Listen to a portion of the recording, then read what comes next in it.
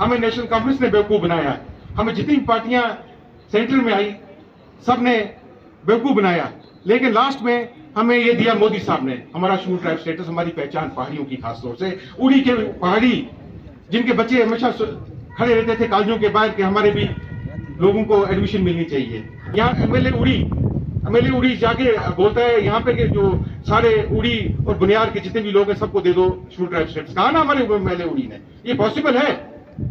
देखो बेवकूफी कितना लोगों को बनाते हैं ये। मैं सबके साथ हूं, मैं चाहता हूं कि सारी उड़ी को शेड्यूल ट्राइब स्टेटस के जुमरे में लाया जाए। कशर पॉइंट वन पर हमको बेल लेना है, अगर बुढ़ा बेल ले लेंगे दोनों फ्रंटन में पासर बैठ जाएगा ना। हट्टा कट्टा बेल लिया हमने और ये जमीन जोतेगा इंशाल्लाह,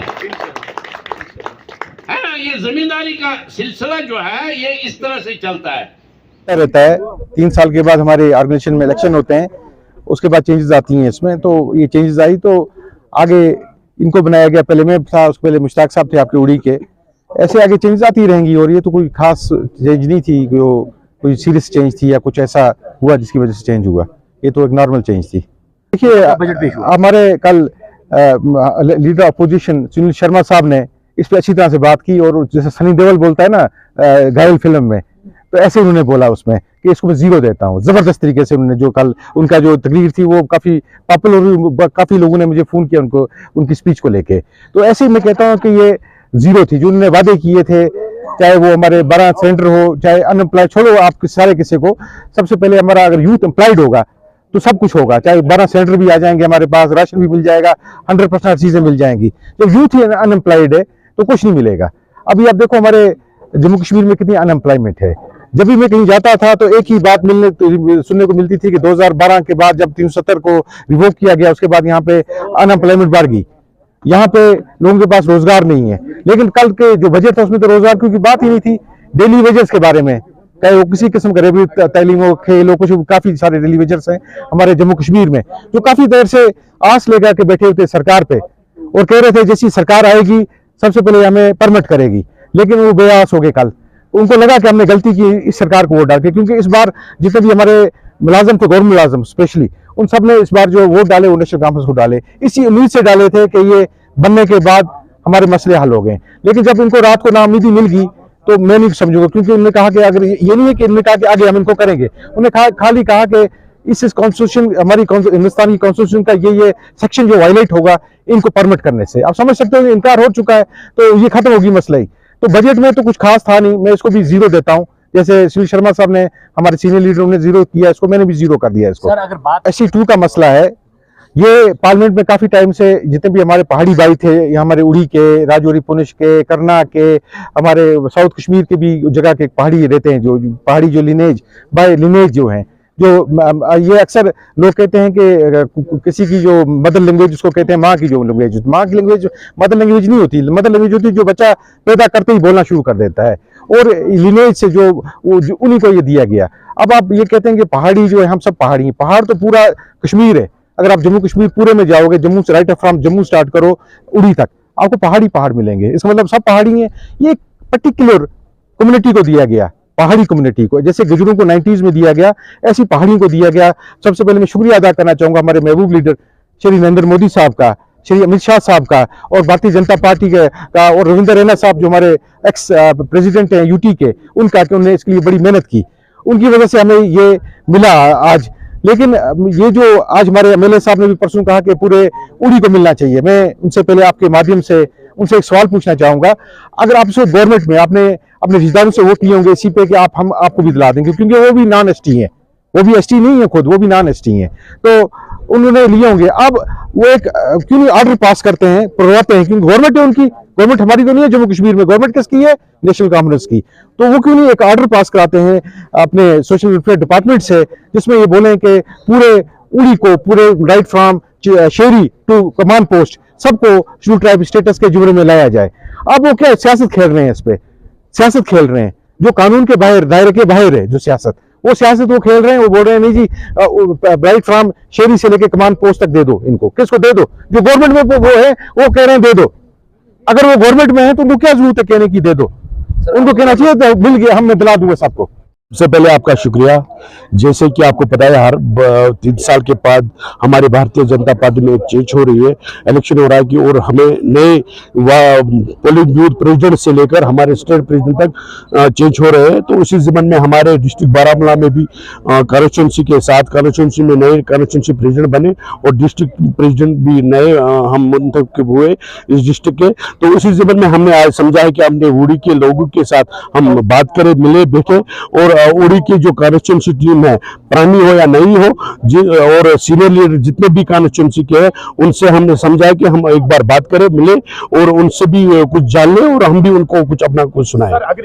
हम अपोजिशन में, आपको पता है, तो हम बिल्कुल खड़ा है, हमारी टीम बिल्कुल खड़ी है। जहां पे भी उनको लग रहा है कुछ इलीगल हो रहा है, गलत हो रहा है, किसी गरीब को जो मिलना चाहे वहां पे वो नहीं मिल रहा है, तो उसमें मेरी टीम, मेरी फिदाई जवान हमेशा साथ दे रहे हैं। जैसे इन लोगों ने इससे पहले लोगों का सपोर्ट किया है, जैसे इन लोगों ने इससे लोगों का काम किया है, तो उसमें ये अभी भी कर रहे हैं। तो देखिए भाईजान, अगर हम अगर पूछोगे तो वो ठीक रहेगा। तो आप लोगों को पता है, जिन लोगों पे यहाँ पे इन लोगों ने जिस पे इलेक्शन जीता है कि यहाँ की सरकार एमसी ने, तो उनके जो उन लोगों ने इलेक्शन से पहले लोगों को वादे दिए, तो वो वादे कहाँ आपको नजर आए, और जो हमारी पार्टी ने अपने कुछ वादे किए थे वो तो जाहिर सी को आगे लग रहे हैं, वो सब ठीक है।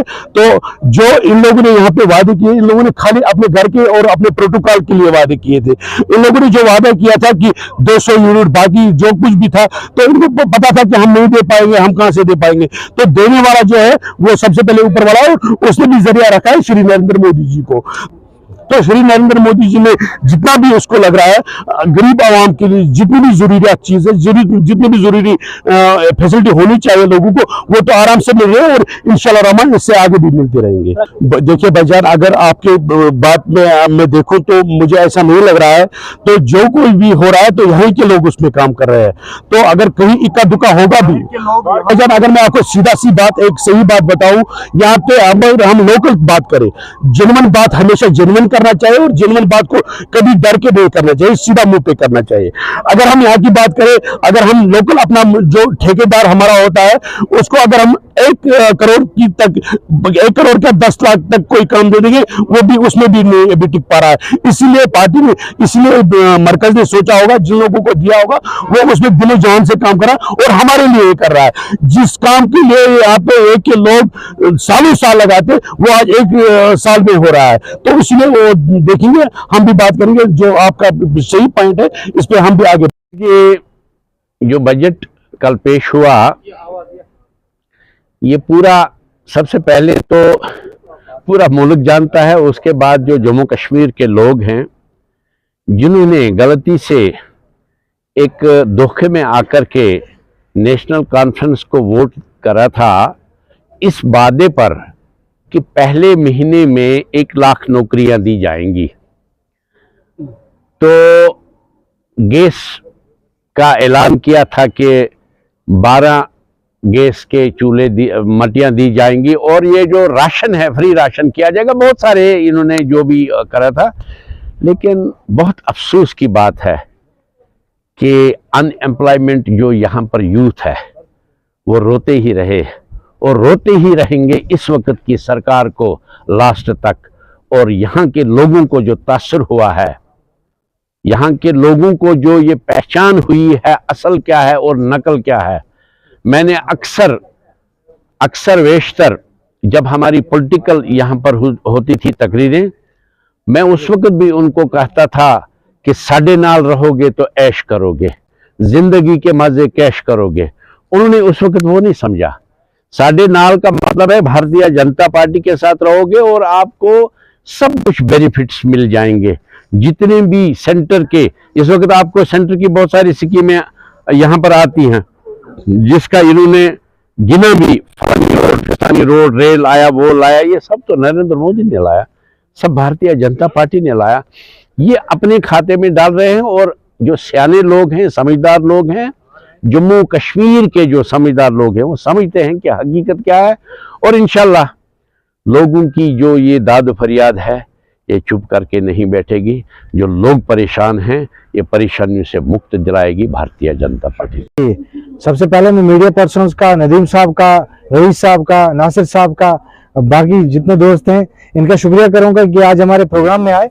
हमारी जो आज की मीटिंग का मकसद था वो था हमारे जो न्यू इलेक्टेड डिस्ट्रिक्ट प्रेसिडेंट हैं उनकी इंटरेक्शन मीटिंग थी वर्कर्स के साथ उड़ी की कॉन्स्टिट्यूंसी में, खासकर हमारे जो गुलाम हसन जो डार साहब हैं वो, और मैं एज ए कॉन्स्टिट्यूंसी प्रेसिडेंट हमारी एक मीटिंग थी वर्कर्स के साथ जो लीडर्स हैं या कॉन्स्टिट्यूंसी नई टीम है उनके साथ थी, और जो हमारे नए लोग बने और या सीनियर लीडर्स जो हमारे हैं जैसे मुश्ताक नौशारी साहब हैं, राजा वकार साहब हैं, MM वार साहब हैं, बाकी जितने भी वर्कर्स हैं उनकी एक कन्वेंशन था ताकि जो एक दूसरे की इंटरेक्शन हो जाए। डिस्ट्रिक्ट प्रेसिडेंट नया आया, उसको उड़ी के इलाके में कहाँ क्या है, कहाँ पे हमारे कौन वर्कर्स हैं, कहाँ से कितने टाइम से कौन वर्कर, उनके साथ मीटिंग थी और ये पार्टी मीटिंग थी। तो बाकी डेवलपमेंटल काम, बाकी जो लोगों की समस्याएं सुनी गई कि उड़ी में कहाँ पे क्या इश्यूज हैं जो हम सॉल्व कर सके आने वाले टाइम में। तो हमारे डिस्ट्रिक्ट प्रेसिडेंट का यही विजिट था उड़ी में। शुक्रिया।